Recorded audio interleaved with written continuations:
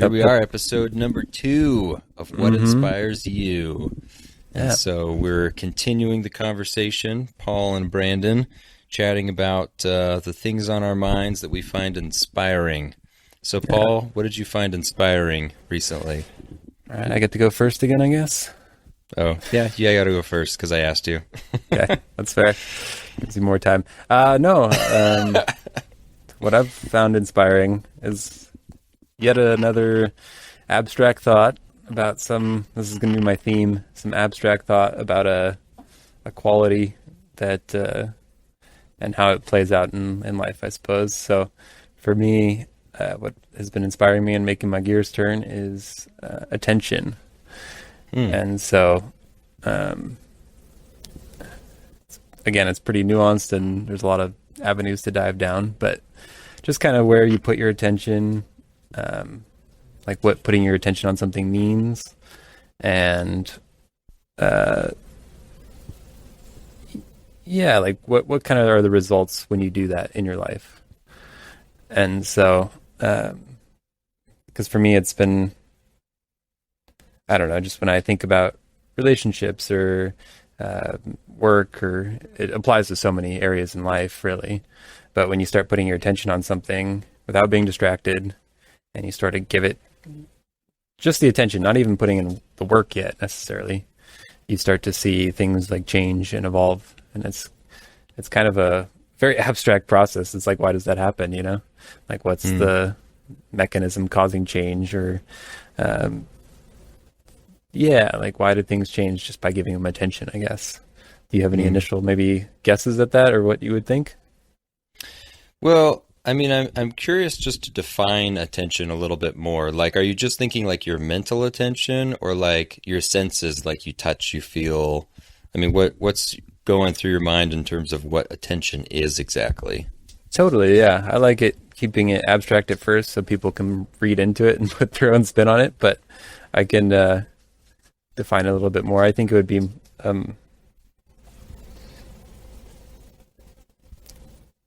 I think it's multi-tiered. So it's like an iceberg. You can go down and it just keeps, getting more and more. The more you look, the more you find. So I'd say at like surface level, it's probably very much just, like a thought, or like, maybe some sort of visualization, or just, giving it a little bit of mental focus. And then I think another level underneath that would be something maybe like even physical, where you're starting to tune your senses into this thing, and noticing how you feel and embodying it that way as well as the mental. So you've thought about it, then you've felt this thing, and then I think there's potentially, I guess, deeper levels, maybe like I don't know if spirituality is the right word, but where you kind of tune your own internal, I guess, like, so when you meditate, if you have your mind, which is, you can observe, so it's like you're not your mind kind of deal. You can separate yourself from your mind. You can observe your thoughts as like this other entity, right? So like whatever that is, that internal thing that's observing everything else, including your thoughts, including your body, whatever that component is, I call it, I guess, spiritual, or your maybe true identity or something, whatever you want to label it as. So then once you start to get that in tune with whatever you're giving attention to, that's like the getting near the bottom, I guess, of how fully you can give something your attention. If that makes sense. Yeah. I mean, I can see how there's different levels of observation or attention to something, where it's like you look at, maybe a painting, and you can kind of see that it's a painting of the landscape or something. But then if you really sit and you stare at it for a while, you can see all the details. Oh, I didn't notice that little farmer there. I didn't see all the little, like, the way that some of the little small images within the picture, and then you look at it even Brush longer and you strokes, see, yeah, the brush strokes is exactly what I was going to say, the texture of it. And then you think about it, it translates from just the visual to the mental, and you start thinking, wait a minute, there's like a symbolism behind this painting. There's something happening here that actually is symbolic of this era of history or the controversies in the country or of these times. And then it kind of hits this more profound thought for you. And it's like, is that what you're thinking? Like kind of these different layers of attention to something? Yeah, absolutely. Because that's what sparked in my mind with that. Yeah, I think that's super relevant. And like when you do that, you're almost letting what you're observing interact with you and transform you in some ways. And so if it is that piece of art, if you just glance at it, nothing really happens. It's whatever. It's in one eye out the other, to bend the saying, but then if you actually do start to notice the brushstrokes, and then you notice the symbology and the connect emotionally with the painter, then it starts to change subtly, very subtly. It starts to change you as a person, which is why I think people can be transformed by art or, basically anything really. But including other people, it's like if you stop and give that full attention to other people, it's going to change your life, not in a way you would expect maybe, but it will, I think. So that's true. Yeah. Now, do you feel like, it can change you giving attention to things? How much control do you feel like we have over attention? Because sometimes it feels like you pay attention to something, you drift in your thoughts and you start thinking about something, and it's like, oh, I didn't even realize I was thinking about that. It's like, do you feel like we're always in control of our thoughts, or do sometimes thoughts almost have like a like absent-mindedness to it, where it's like it just kind of comes in and out of our head and we can't always control it, like in terms of attention to our thinking? I would say you have probably almost no control of your thoughts. You can try to curate your thoughts to have better thoughts in the future, but even your impulse to do that is based off previous thoughts and decisions.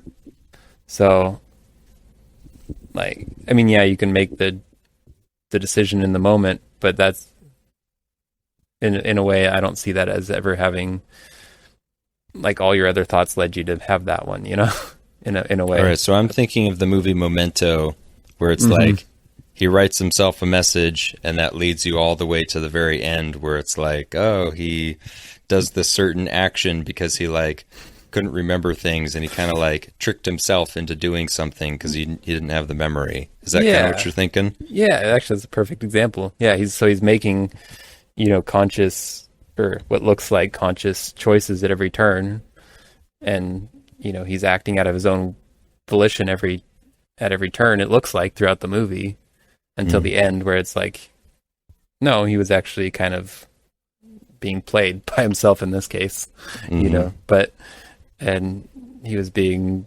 motivated by himself, or motivated by a force he didn't understand or recognize, I guess. But it looked like he was the whole time, he's like on this quest. He's, at each step, he's like, okay, I'm going to figure this out. I'm going to use my brain power to figure this out and do all this stuff. But at the end, it was something out, a force that he didn't even recognize that compelled him to do things. Yeah, that's true. And so that's what kind of, so yeah, when I see thoughts coming into, to tie it back, when I'd see thoughts coming back in, it's stuff that's been previously conditioned, and you can have the ability to try to change your thoughts going forward and put in new stuff, which works, but that's all based off previous things of why you would even want to make your thoughts better in the future. Some people don't have that instinct or those thoughts to try to improve their future thoughts. That's not inherent to everybody, I guess. Yeah. Some people are much more happy to just let it ride.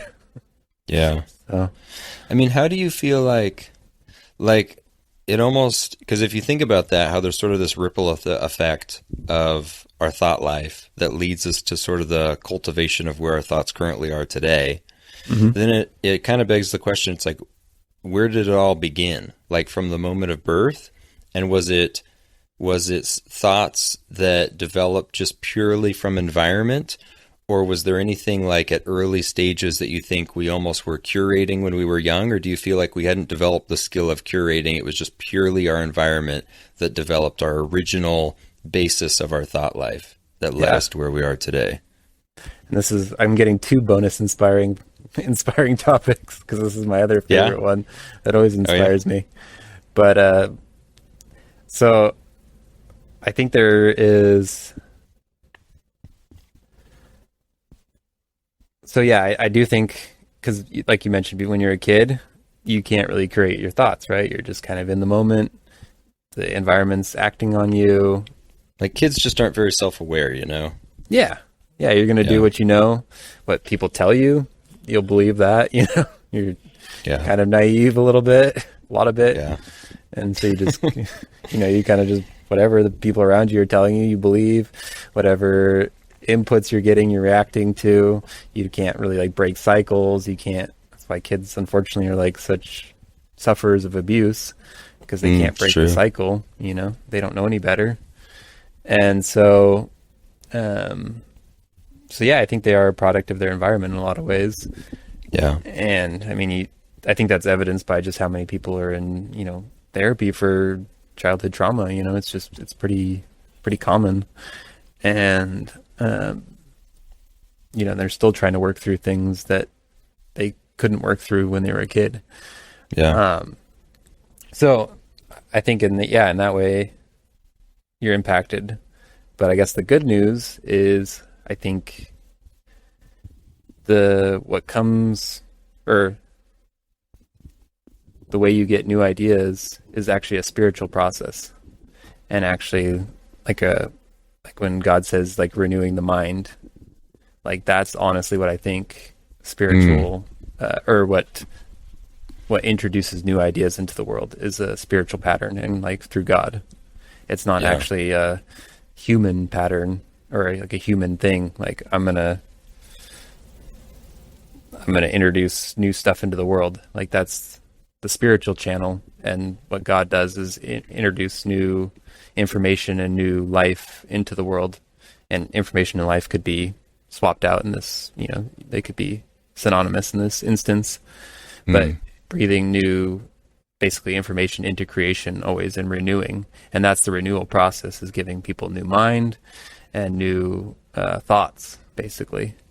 And so, like, where I think people play a role in that is you either tap into that, and then that's what lets you get out of patterns, get out of these things, or you tap into maybe a darker side and get new ideas, inspiration there, unfortunately, or you ignore it completely and stay stuck and stagnant in your thoughts. That's an interesting commentary on our mental health and our thought life and whatnot, to think that it's like, not only the balance between kind of positive thinking and negative thinking and getting stuck in that and trauma, but just the ripple effect that whatever you developed with younger really lays with you as you get older. And if you're going to have a significant change in that, it's probably going to be a spiritual change, at least in a more positive direction. It's probably going to be a more spiritual change that brings you to a higher level of thinking, higher level of self-awareness. That's a really, just putting attention, this is like super meta, but putting attention on the idea of our attention is a really fascinating topic. And I was going to, you brought up kind of the childhood trauma and how people get stuck into that. But I almost wonder, in the reverse, if somebody has had a development in their life of very positive thinking, they were raised in a really healthy family, they haven't had a lot of trauma or abuse, they have a healthy thought life that they've cultivated for years, and then maybe later on in life, something really negative happens to them. I would imagine that they're more robust to be able to handle that, because it's not so well developed in them. They have this like really good sort of lifelong foundation of healthy thinking, so that when something negative gets introduced into their thought life, it's not going to hold as much root. They can sort of brush it off. I mean, maybe not brush it off. Maybe that's a little bit too oversimplifying, but they're able to withstand whatever the storm or negative thing is that occurs in their life, I would imagine, you know? Well, I think it's almost like, I see it almost as like an equation of, you know, if you've had all good and one bad thing happens, it barely phases you. I mean, within reason, I guess, you know, it's like, and how bad it is, but you know, each bad thing has like a weight to it, I guess. So if it's like, you know, if you're all the way up here and then something bad, just minorly bad happens, you have like this chunk of weight over here of good things, and then the one bad thing is just like, you know, it's I guess you could almost say it's like time spent in one of the zones. You know, if it's like, if you've spent 40 hours in good thoughts and 1 hour in bad thoughts, it's like your identity is going to be built in such a way that the good thoughts have sunk in more, I guess, you know, or if you sow 39 good seeds and one bad seed, like you're going to have a majority good crop, you know? And so, because like the good experiences and the negative ones, they sink in, and then, you know, it kind of just, what's projected outwards or what's displayed from that is just a result in a lot of ways, without transcending spiritually, is the result of just what's been sown in your life, I guess. And so whatever is the majority sown, or, you know, however that plays out, is what manifests. And I think like maybe someone who had a good first half of their life, and then like just tragedy after tragedy happens, like they're going to be down here and beaten down by the end of the second half of their life, you know, and bitter, and you know, you'll be seeing the ramifications of like a bunch of like negative stuff if they didn't have, I think, a spiritual outlook to transcend maybe a later half of their life that is tragedy and negative. So yeah, it's interesting. I mean, gosh, there's so many. I feel like we could talk about this for so long, because there's so much to go down in this path of just thinking about trauma and what's built up in people's minds and their thoughts, their attention. But I definitely know that when it comes to PTSD and people have a traumatic event, you can fixate on it, you know, and you can get really stuck in thinking about it. And I don't know what kind of studies are out there, like if people have had, you know, a life of abuse, do they fixate on the trauma more so than somebody who's never had an abuse and then suddenly they have some kind of trauma in their life? You know, it's like, for on the one end, it's like, I'm used to that. Like, not to oversimplify it, but it's like maybe you've experienced it many times and you kind of have accepted it, and maybe you don't let it like ruin your life.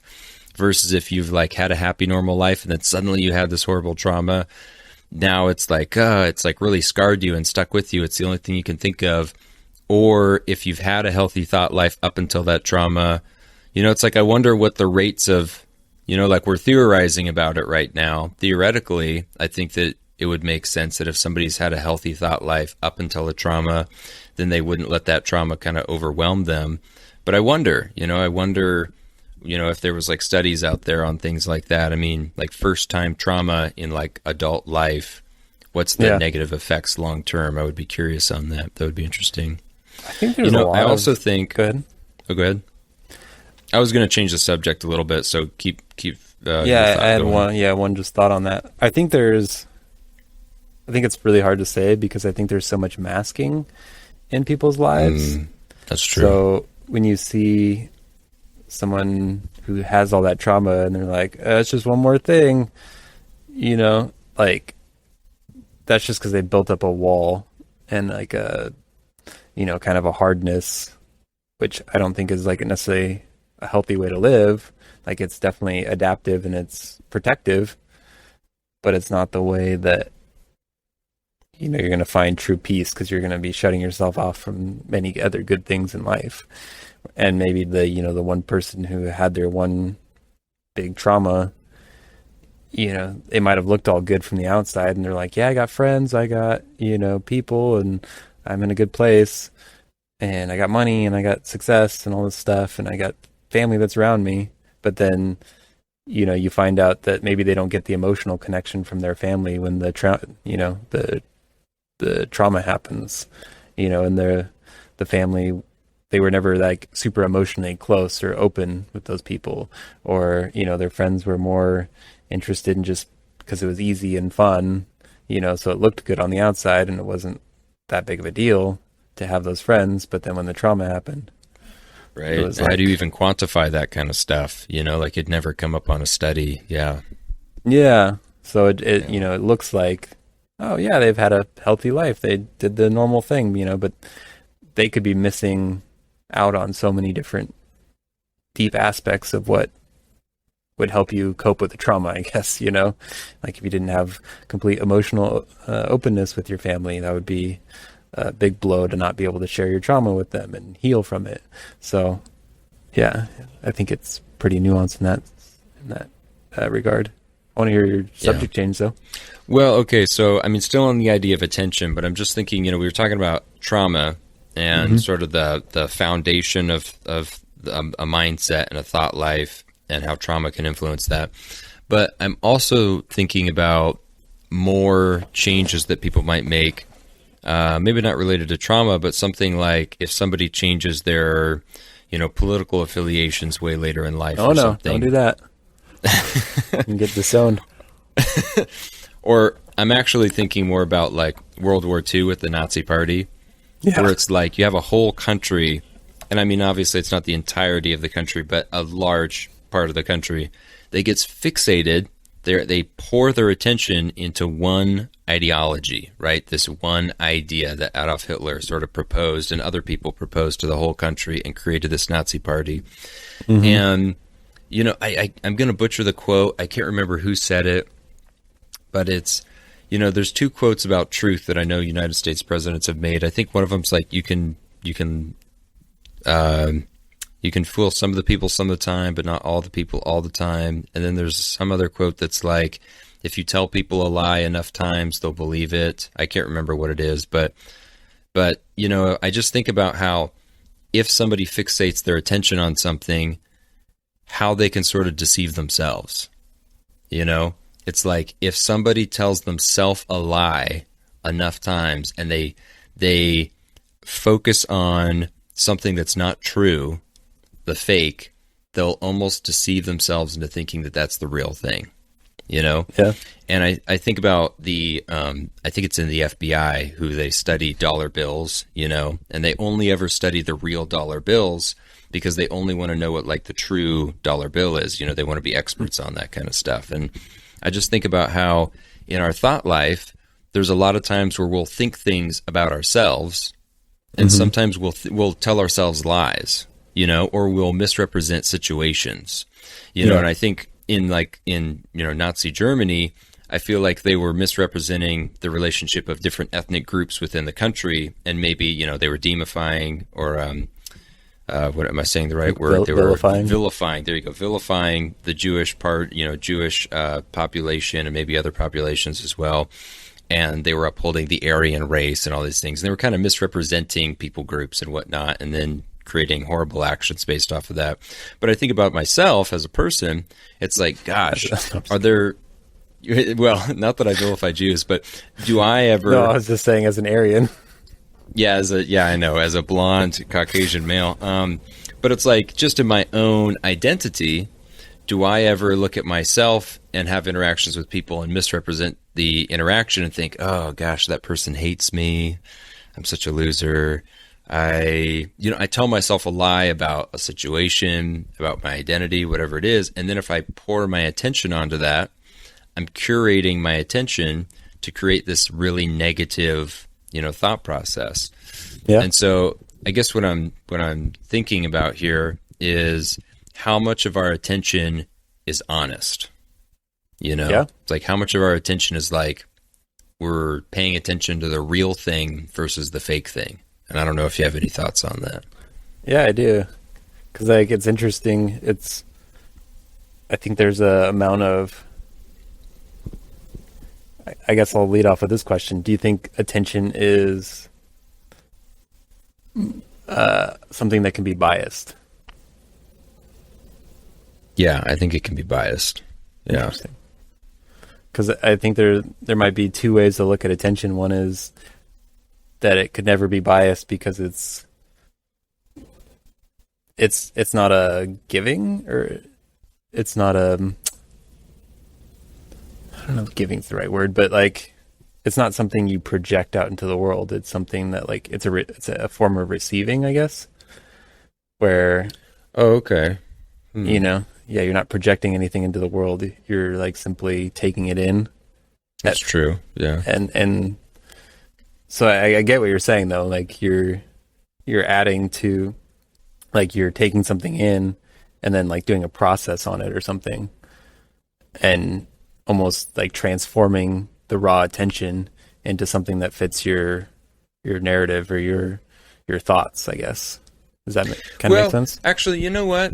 I think maybe I should redefine a few things here, because I think actually, like there's paying attention to something and just the objective observation of something that happened, an experience, versus the interpretation of that experience. Yeah. And so maybe I'm talking a little bit more about the interpretation. Well, sometimes they almost feel sometimes they almost feel synonymous, or like they feel like the same thing. You can get them, often confused that, this is, like you're saying, it's like the process almost happens simultaneously. And so you don't notice there's a difference between just observing something and like what your brain interprets it as. You see the interpretation as the reality in a lot of cases, I would say. Yeah. Unless you like actually try to separate it or know that there can be separation there. And so I think that's what meditation helps with and whatnot, is noticing that your brain's interpretation is not the actual reality of things, as much as it can be front and center and feel like it is the reality. Like there's two different processes happening there, I guess. And it seems like they like to link up a lot of times, especially if you're, I guess, I think it happens more in times of stress or like hecticness. Like those two definitely link up a lot more, where you can't notice the distinction. But I appreciate you defining that and showing the difference. So for you, you're saying that at the interpretation stage or whatever, like basically dwelling on those negative or those maybe untrue thoughts can lead to more patterns, maybe, or negative patterns. Yeah, it's like if I'm paying attention to something and maybe what I'm paying attention to itself is maybe just kind of a neutral event, but for some reason I'm framing it through a lens or an interpretation, as you will, where I almost reposition what I paid attention to in a negative light. And my example was a self-image that's negative. It could be the opposite. It could be, oh, that person, my neighbor is evil, but I'm good. I mean, however you're interpreting something, but just a misrepresentation of maybe what the truth was through a very subjective, a biased lens, then that can lead people kind of down a path where they get into almost recurating their thoughts and attentions into more of this negative spiral again of like, you've sort of taken the truth, you've changed the truth to a lie, and then you've curated your thoughts around this lie, and you've deceived yourself down this dark path. What would you say? Nazi Party. Anyway, what would you say is the chief influencer on that inner, or the mind that transforms those observations? I think it's the lack, because we were talking about this earlier, I think it's the lack of the spiritual enlightenment. Because I think that when you come back to the spirit the truth gets revealed. And so I think that when you depart away from that, then you either get something that's more selfish or something that fulfills your own needs in a different way. Whether it's, trying to beat yourself up, and there's something that's sort of self-gratifying about that, or there's something that's like, oh, I'm the victim here, poor pity me, whatever it is. Or if it's like, they're the bad guy, I would never do anything wrong. There's kind of this imbalance that departs from the truth, and I feel like it's a departure from the spiritual when you sort of leave that understanding of what the true representation of something is, So it's and I almost think like a border checkpoint or something. If whoever's controlling it is letting in different, or like letting in different types of information or interpretations. Yeah, you could think of it like that. But I think about how, one of the aspects I think of a very spiritual person, and I just think about kind of a classical, like a monk or something, or a pilgrim, is that they have kind of a humble life. They don't have a lot of stuff. Maybe they're a wanderer. Maybe they're living up in the mountains. But they're not necessarily like this big egotistical materialist kind of person. Mm-hmm. And I think about how when somebody has kind of these deeper levels of spirituality, I feel like there's more humility that comes into their life, because they're more willing to just see things as they truly are and almost separate their own sort of self needs from whatever a certain interaction might be. Like they may not necessarily look at a situation from what they need. They can look at it more objectively, and they can see like, oh, you know what? I did make a mistake in that situation, or, oh, it's not all about me. I can serve this person. Or they can see that like, oh gosh, if I were to help this person with all the stuff that they need, I'd kind of be manipulated right now, and I wouldn't actually be like a really nice giving person to them. I would actually just be kind of duped into this thing that they're, maybe you have more discernment on a situation. So I feel like maybe it's a bit easier because they don't have as much at stake or something. Yeah, they don't have as much at stake, maybe not as much to prove. Not as much to tug on the heartstrings. Like the Jedi, they don't have any attachments. Until they do. They become a Sith Lord. Anyway. Yeah. It's great until, someone wants to get married or something. It's like, oh, yeah, that Jedi Order is kind of dumb, I guess. But I want to go back, your idea of curating things. I mean, I've been talking a little bit about curating. Did you have anything more to add on the idea of how do we curate our thought life to set us down like a good path of thinking long term? I mean, it kind of ties back to the thought or the idea that you need kind of spiritual intervention to change your thought patterns. So I think that's the only way to truly transform, your thought patterns and add new information and rejuvenate, essentially. Because, and I think it's like you alluded to with like that, the interpretation being spiritual. I think it's, in that vein as well, where it's like when you do hand it over to, God in that way, then the result is something that, like, first of all, it's freeing and it's a lot less stressful to be, you don't have to like beat the thoughts out of your head or, try to make your unruly body and mind conform to your what you want, I guess, and so it's like freeing in that sense. And then it's very peaceful, or more peaceful. And so then I think you just kind of trust the process and surrender to it, and that's where it's 9 times out of 10 a lot of the, I guess, the frustration over events is because you're fighting against it, as opposed to, I mean, bad stuff still happens. That's fine. But you can compound your suffering by a lot by being resistant to things. And so, I think it's just basically inviting new thoughts in and being open to it. And that really, that takes attention to do, for sure. You need to I think have more pure attention, I guess, if that makes sense. So like we were talking about with the observing versus the translating of things. I think the purer your attention can be in those areas, you kind of see them for what they really are, instead of, like you said, the lies or the, the warped interpretation. So having like pure attention is something that just kind of dispels lies on its own.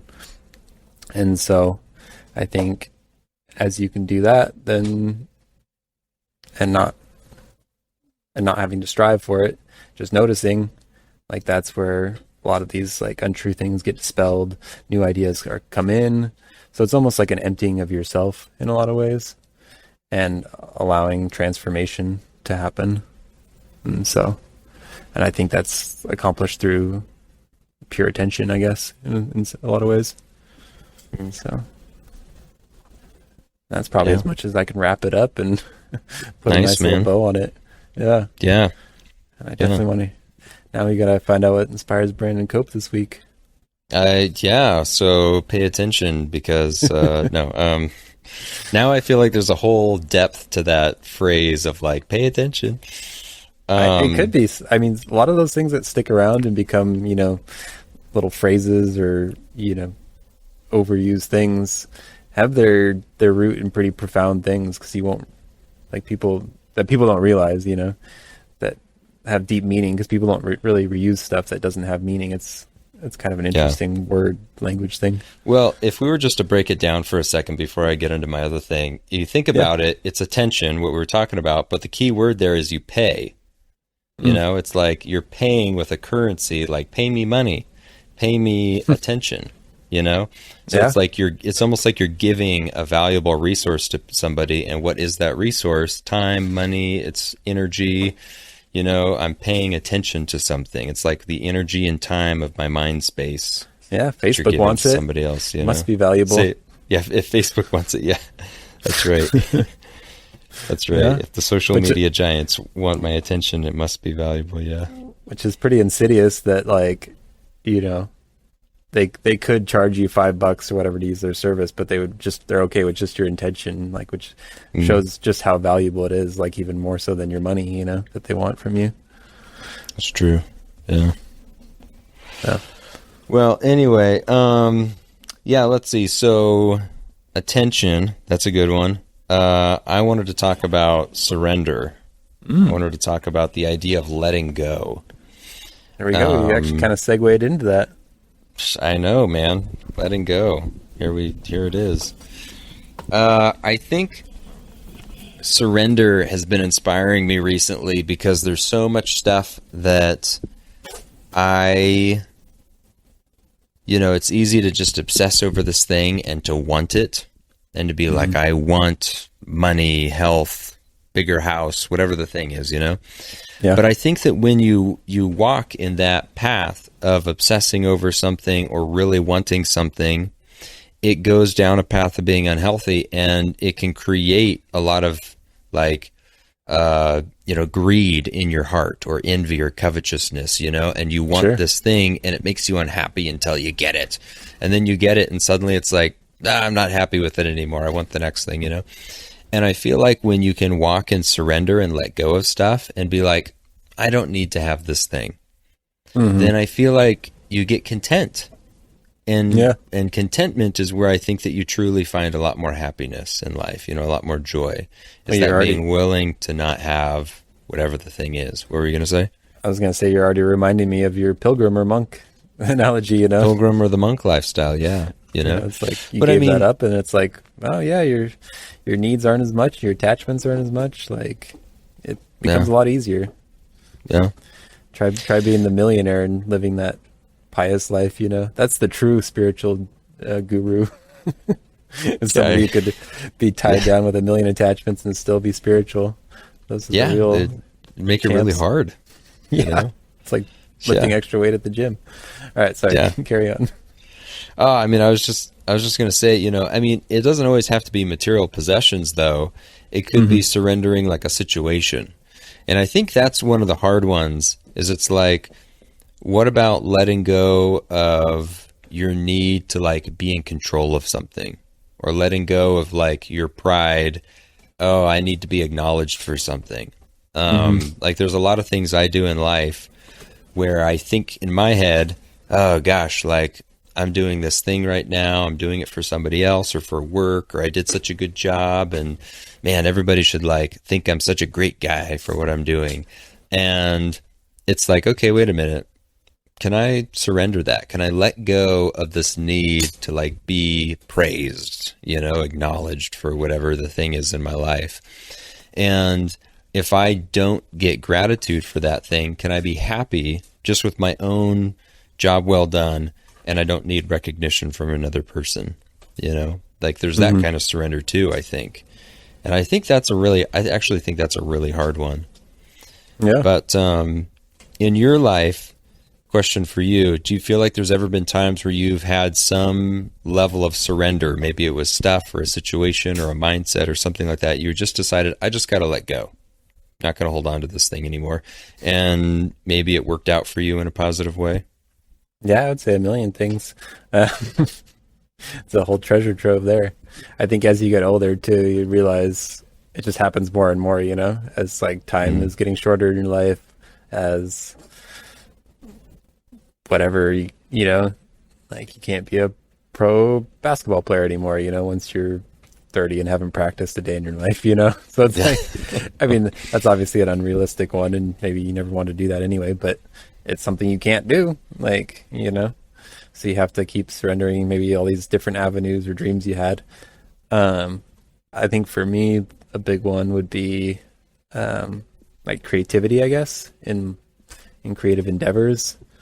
It's, I don't know, like for me, I've always, maybe it's a comparative thing, I guess, but I always had this idea in my mind of what like being creative or artistically talented looks like, even in my own way. Not even saying like I want to paint like somebody else, but like I always had these expectations, or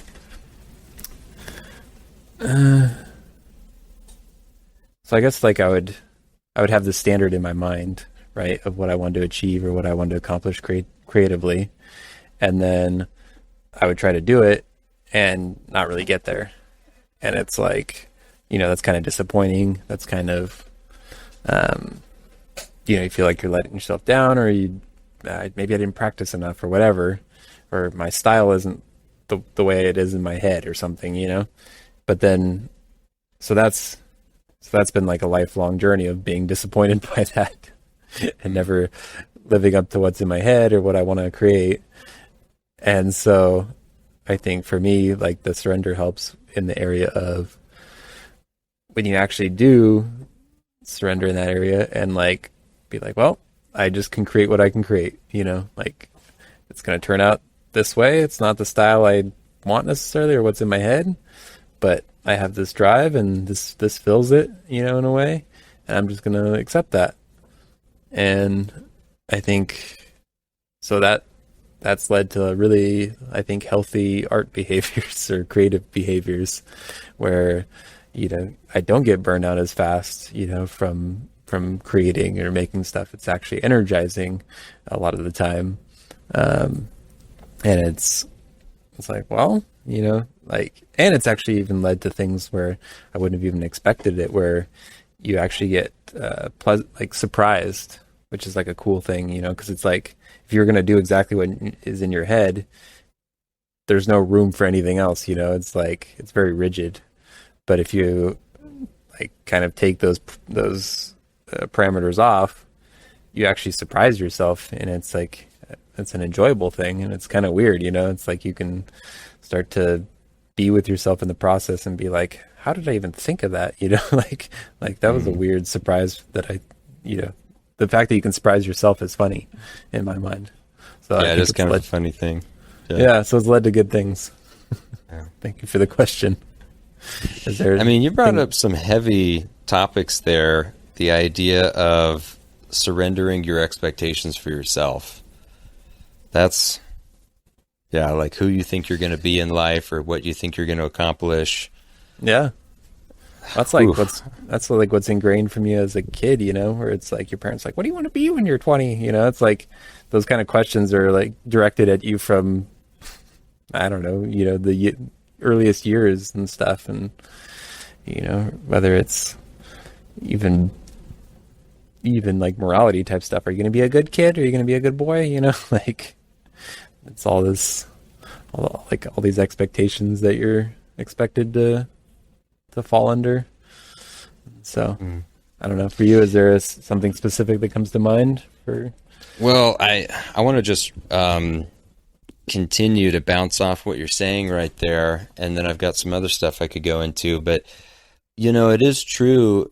Yeah, from parents definitely give you a lot of expectations that you feel like you have to live up to, and a lot of those things are just impossible. They're like, Yeah. oh, never do anything wrong. Good Especially luck. coming from.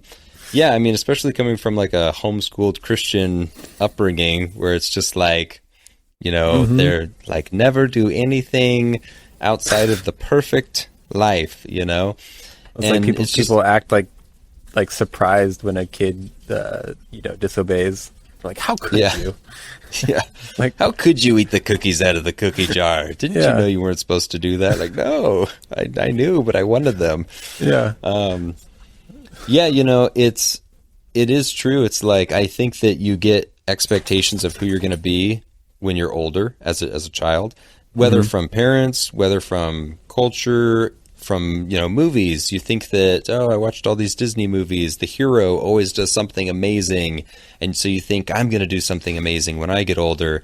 And then you get older and you didn't really do anything as amazing as the movies. You Yeah, didn't save the planet from blowing up or whatever the thing was. yeah, You didn't marry the princess of this place, and you didn't like suddenly find a gold, thing. You didn't make millions of dollars, whatever it is. yeah. And it's like, okay, You realize you weren't born as how? Elon Musk. Yeah, you weren't born to be Elon Musk or whatever. And it's like at some point, everybody kind of has to get to a point in their life where they probably are surrendering expectations they grew up with. Like maybe not everybody, but a lot of people probably have to surrender expectations, especially in our more first world country where we're Yeah, very entitled and sort yeah. of fed a lot of like, you will be great, follow your Mm-hmm. dreams and passion. And I think that's sort of like a hardship of letting go of that everybody kind of has to come to a point of acceptance within their life. Okay, Mm-hmm. guess I won't be the basketball superstar. Guess I probably won't be an astronaut. Not going to happen anymore. And you got to let go of that. Mm-hmm. And that's a tough one. Gosh, that's a lot to think about. There's weight to that. Yeah. Well, it's almost like a sort of grieving. The Yeah, process is similar to grieving, and you're grieving a kind of loss. grieving. I've heard it said this way, but yeah, it's like you're almost grieving identities or like potential Mm, selves.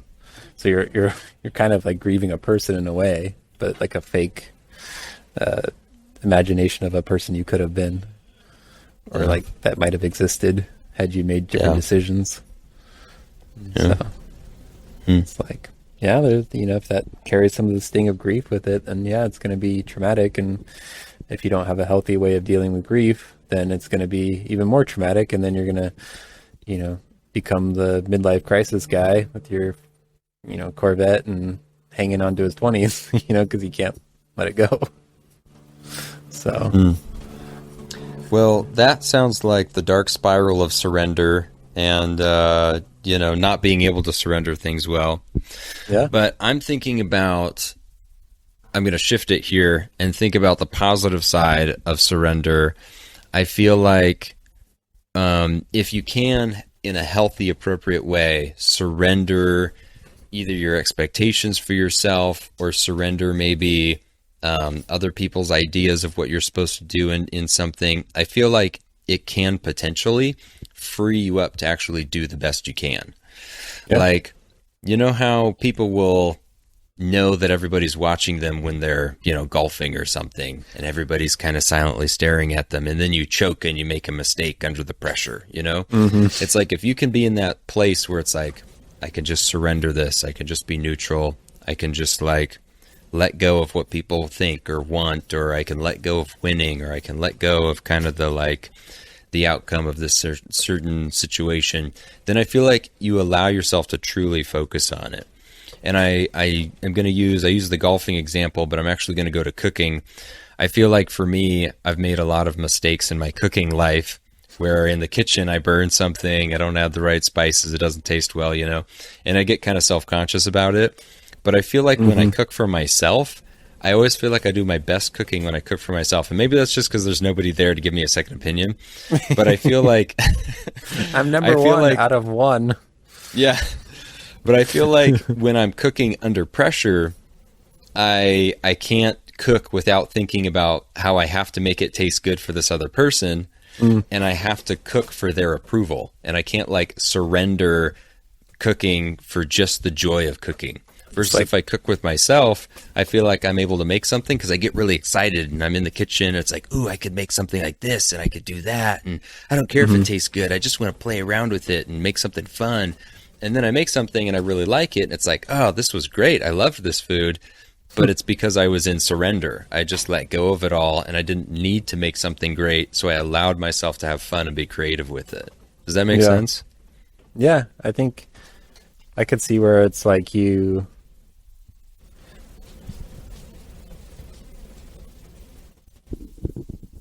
Yeah, it's almost like a letting in, because I think if you have those self-conscious thoughts, it's almost like a different kind of surrender. I don't know, maybe that's the wrong way of saying it, but because when you're self-conscious, it invites in other negative thoughts, these intrusive thoughts. Whereas when you surrender, it empties you out so that you can receive good thoughts, if that makes sense. It that makes sense. Yeah, puts you in a mindset to receive these other thoughts, I guess. Yeah, that's interesting. Yeah, no, that is true actually, because we'll fill ourselves up with a lot of pressure, right? We literally use the word pressure when it comes to social expectations, Yeah. And it's almost like, I'm trying to think of a mechanical analogy or something, but I don't know. It's almost like a dam where you might have a whole bunch of water building up and you're afraid the dam's going to break because the water's gotten so high, it's pushing with pressure against the dam. But then if you let some of that pressure out and you let the stream of the river flow underneath, you surrender some of your water, then the pressure goes down and the dam is stabilized, And it's like, okay, if I can let go of this pressure, if I can let go of whatever this expectation is in life, the pressure to perform, make money, let go of all these possessions I have to be responsible for, whatever it is, then I think it allows you to take the pressure off and it lets things flow and maybe equalize a little bit more and you come to a little bit more balance in life. Totally. And I think that's when you're able to actually achieve and actually able to have more function to do better things in your life, to be creative or accomplish something, because you're not accomplishing it for some kind of expectation or proving something. You're accomplishing it just for the pure joy of doing that thing, and then I think that's where people thrive. Yeah. What would you say is the sticky point that keeps, I'm guessing it's probably different for everybody, but what's the, what would you say are maybe some sticking points for people that keep them from surrendering in areas? An emotional attachment? Is it, Gosh, that's a good question. What makes it so hard and what makes people feel attached to something, Yeah. Yeah, that's a good question. Because it sounds easy when you just say it. It does sound easy, I know. I think that I think there's a few different ways to look at it. I think that some people go through cycles of surrender and then reattachment, where, maybe they're working a good job and they like that job and they say, you know what? This job has a flexible schedule. It's got good benefits. It pays good money. I enjoy it. I like the people I work with. I don't need to go become master of the universe. I can just be right here with this. And I think they find a homeostasis. They find a balance within that. But I think that there's some kind of event that maybe will throw them out of balance. And I think that it can oftentimes come back to something like comparison, where maybe they'll see somebody else who's driving a fancier car than them and has a job that makes more money. And then they feel like, oh, I'd let that influence me. And now I'm discontented with my work. And now I don't feel like I can surrender this idea of like becoming someone. I need to like prove that I'm better than other people or something, you know? Or I think that it can happen for people in the dating world where there's like that rebound dating where people will be like, I can't just surrender the relationship so that I can just be alone. They have to like be with somebody. And it's like maybe at a certain point in life, people get to a place where they're like, I'm content being alone. I could just like be single and I'm happy. But then they meet somebody, they like that person, then they break up, now they're alone again. And it's like, oh, can't you just go back to being alone? No, you're discontent with being alone because you had somebody. So now that whole cycle of surrender, like you went through a cycle, you know, and you lost it. So I think for some people it can be like that.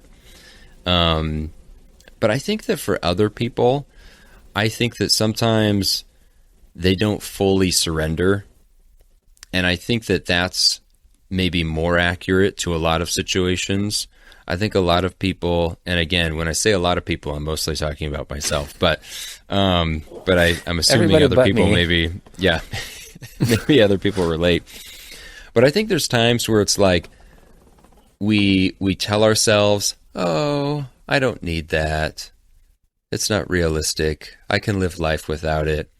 But if we had the opportunity to have that thing, we would go take it. You know, it's like, I don't need to be a basketball player, but if, you know, some famous basketball team called me up right now and wanted to sign me on, then I would probably say yes. You know, it's like we kind of think that we surrender, but maybe we don't. Yeah. So I don't what's know. that? Yeah, go I was ahead. just going to say what's like that. Because like, I'll keep using cards as an analogy for myself every week, but you know, it's something that like I learn a lot about myself from, which is cool. Because there's like, I can say I don't care about winning to even bring it back to competitiveness. Yeah. It's like, I could say that. It's not true.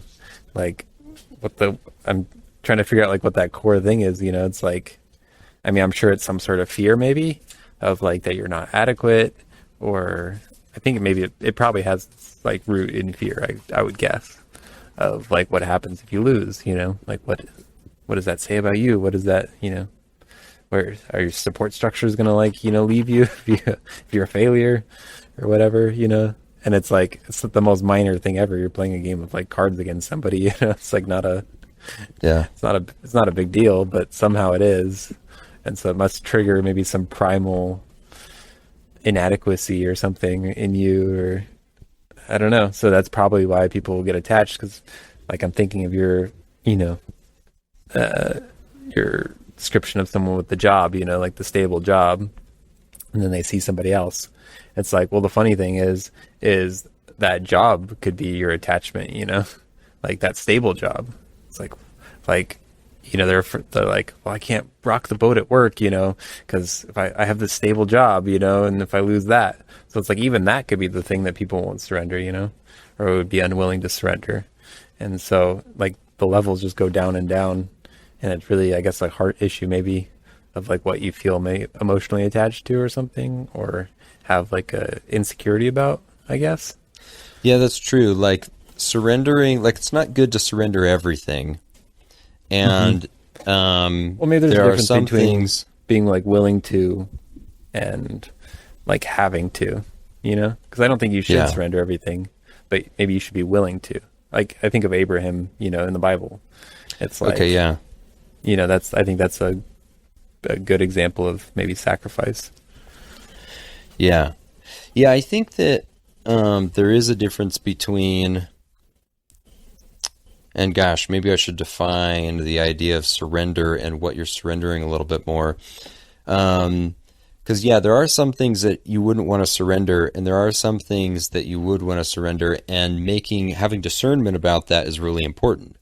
And so I think it has to come back to identifying what's something that's maybe not giving you life anymore or holding you back. It's like, okay, oh, go ahead. Well, I was going to say like maybe for your definition, like surrender is, I mean, just taking from a few things I've heard you say, it's like surrender maybe is something that controls you, or like not surrendering is something that like controls you and influences you if you can't surrender it. I would agree. Yeah, I think that if you have something in life that is becoming a prison for you, like it's holding you back, it's an obstacle, and you're holding on to that thing and you don't really realize why you're holding on to it anymore. And then in that circumstance, maybe there's a good reason for you to surrender that. Like in the job situation, there were good reasons to keep the job. It's comfortable, you're happy at that job, but maybe you could push yourself to something that would actually challenge you and be good for you. And maybe you need to surrender the comfort in order to gain the challenge so that you can grow. Yeah. Or it could be that you need to stay focused on your family and your health, but you can't let go of this idea that you have to like make $1 million and be some super CEO person. And so you're becoming a workaholic and it's hurting your family and your health. And you got to let go of this idea that you're going to like conquer the world and build your own empire so that you can focus on what's more important, in another category. So it kind of depends on situations. Yeah, because you could be in the exact same situation, but one is surrendering and one is not, just based on perspective and context of your own internal life, which is kind of a fun thing. Yeah. I just can't define the word surrender because I surrendered the definition of it, and so I'm just letting go of definitions now. Can mean whatever you want now. I can't go down that rabbit hole. That's a dark place. That'll be on What Inspires You week. Week 666. I'm just kidding. Oh man. Yeah. Opposite day or something. That doesn't inspire you. Nice. Yeah. Well, you want to wrap up here, or you? Yeah, man. Let's wrap. That was good. We talked about attention and surrender. Yeah. And so, for the people listening, I think they need to surrender their attention to us so that we can feed them our thoughts of what inspires us. I think that's a good segue right there. Couldn't have said it any better myself. All right. Until next week, Brandon. Yeah, till next time. Thanks everybody for listening. Thank you. Take it easy.